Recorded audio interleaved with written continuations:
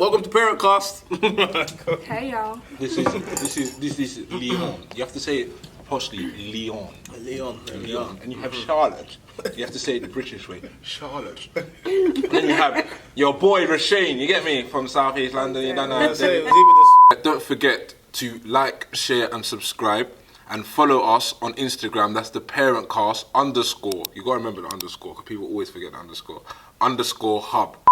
What is your views on a child still in primary school? Let's put it on that, because that's the gap that our children are in at the moment. A child in primary school talking about relations, and I'm talking about feelings, talking about contact, just in general. How do you feel about that situation? How does it make you feel? Do you think it's right? This. The government is making it a bit difficult right now because of the new laws that are coming in that teachers have to teach sex education. Now they're not classing it as sex education, they're classing it as relationship education. My friend's daughter said she asked about she asked him about a guy's penis. That anything had been going on, just the fact that she noticed there was a difference between a male and a female. Now, I said to him, did you embrace the conversation? I say, hell yeah, hell yeah. No, what am I going to talk about that for? She's too young, man. I said, well, she's not too young, because clearly she's old enough to be asking the question. Was this like your friend's child asking him? Yeah. Oh, yeah. Okay, yeah. And I said, what better person for her to turn to ask about a man's genitals than her father. Yeah. So I said, this is time for you to embrace these types of conversations. This is not time for you to shy away from it. Now, I think where the boundary will come into it will just simply be look, I would want her to treat males and females the same to a certain extent. But then when it comes to things where someone may be expressing their love or something like that, I already said, any guy who wants to date my daughter, I'll be asking him, do you have intentions to marry her? So here's what's up. For the past 16 years, my daughter's safety and protection has been my responsibility and my responsibility only. Now, for the first time in her life, I gotta hand you that responsibility. Don't fuck up. There is no way, at this present time anyway, any guys walking through the door and having a relationship that's more than a friend relationship with my daughter. But I honestly think when it comes to relationships, if they're coming from your child, it's important for you to embrace that conversation when your child comes to you with it. Because there's no better person for your child to turn to than yourself. As I said to him, like, did you want her to turn to someone else to ask about a man's genitals? Yeah. Or did you want to be the person to explain it and also explain, the other aspects of it, that has things like child abuse involved in it and things like that? Because up until today, my daughter knows, we call her private parts a Mimi, just so she can have her own way of saying it. And it's just like, she knows no one's allowed to touch it other than mummy and daddy, and if anyone does, you must tell mummy and daddy straight away. So these are things she knows already. So yeah, relationships, it goes so far. So, yeah, that's my view on that one. So you see where you're saying that he should embrace it. Yeah. Well, how would you embrace it? Because I know me, like, my daughter in 3 years' time, she was 5 and she came to me and asked me about penis. I don't know, I don't know my expression. What the hell are you? No! I don't know, Of course, it's gonna take you back. It's gonna be like, oh my god, it's gonna get you, right? There'll be so much questions I have in my head, like, wow. Where did you get that from? For me, I will be the inquisitive person, so I would ask, what do you know about penis? Fine. No, well, Claire, if you're asking the question, you know something about it, don't you? Right. Yeah. No, but that's I know it sounds really weird, but you have to be really clear with this stuff. Yeah, I agree with what you're saying, 100%. And I think it's really important to watch your tonality, your body language, and your facial expressions when you talk to your children about things.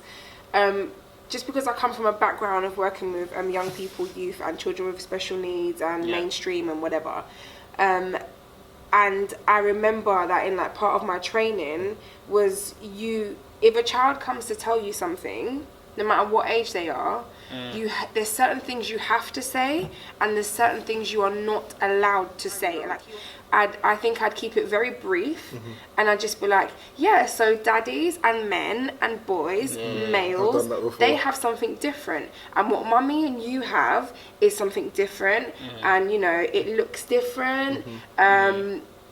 You know, and that's pretty much probably where I'd go with that at her age. I think I would definitely wait until she's a lot older to be explaining, you know, we have ovaries, we create babies, the whole intricate men details. don't, you know, and then obviously as she gets even older, I can go into more detail.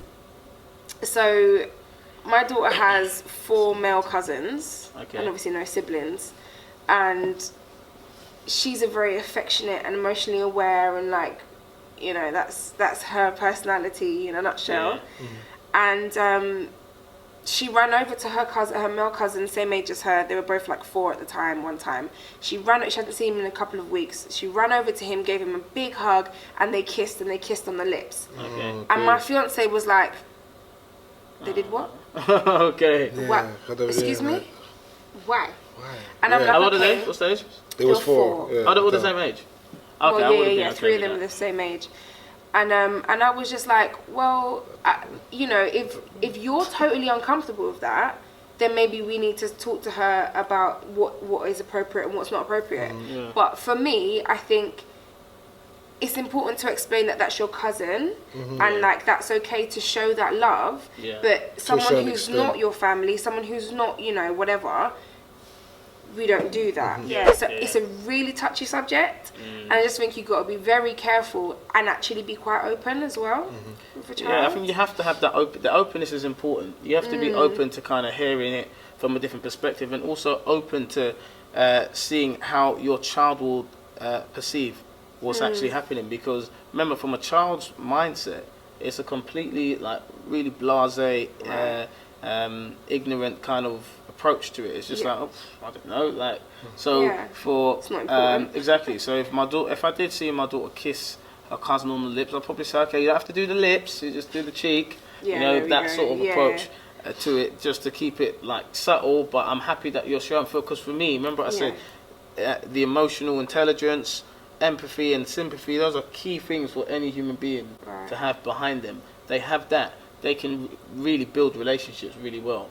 And I want that for my daughter. So having said that, yes, that's where the whole, I would manage it in a way of like, I don't want to frighten anyone. Don't want to make anyone feel like you've done something hugely wrong. But yeah, let's not do the lips one. Let's just do the see cheek. the way you've approached that is it's good. That one's good. Like, relaxing is calmness. Relaxing is calm. So we're all sitting down talking, having conversations, and the youngest one comes out and says that he really likes the girl, like he wants to kiss her. Do you know what I mean? Like he has feelings for her. Like let me say it properly. He said he wanted to kiss her, and I looked at him like, okay, why do you want to kiss her? And then he said he really likes her. Like, how do you tell a 4-year-old you don't even know what feelings are? Do you get what I mean? But then how do I know as an adult that he's 4 years old and he may actually have feelings for her? But this is the thing, like he will understand. Get me? This is what I'm saying. But this is what I see in the back of my head. Like, he will understand no, this how is wrong. he feels. He may not be able to explain it through all of your life experiences on how he feels. But that's not even how I'm looking at it. It's just like, you're 4 years old. How do you even know what love is? How do you know that there's other ways of showing that than kissing?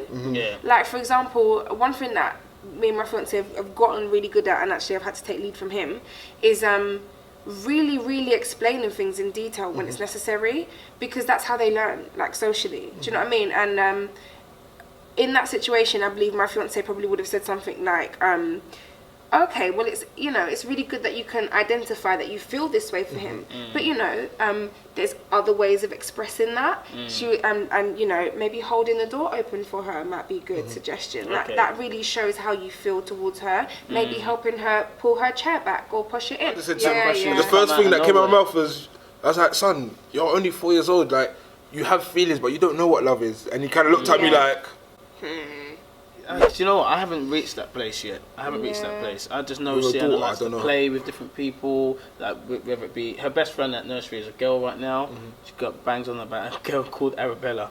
Anyway, What a name. yeah, I know Arabella. So that's all Sienna goes on about. She doesn't really. When we went to her parents' evening, she doesn't even interact with boys. And I think obviously as a man, it makes me feel like, okay, that's good. I'm happy about that. It's always that thing at the back of your mind, as you know, as a man, you know, you know the process of getting a girl. You know how it works. You know what the partly the intention may be, the end goal. And it's like, I don't want anyone to mistreat my child.